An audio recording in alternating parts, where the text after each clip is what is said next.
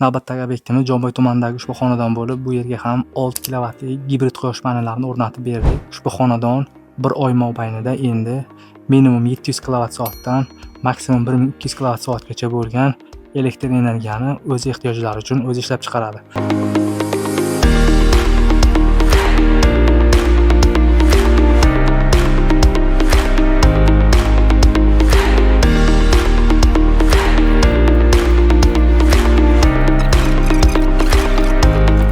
Bundan tashqari, agar tarmoqdan, ya'ni davlatdan svet uzilib qolsa, 4 soatdan 6 soatgacha bo'lgan vaqt mobaynida 4 ta qo'yib bergan geliy akkumulyatorlarimiz hisobiga elektr energiyasi uzluksiz ishlab beradi.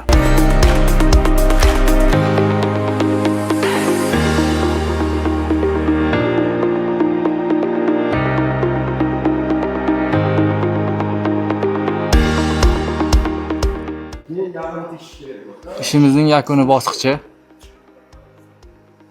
inverter ishga tushdi.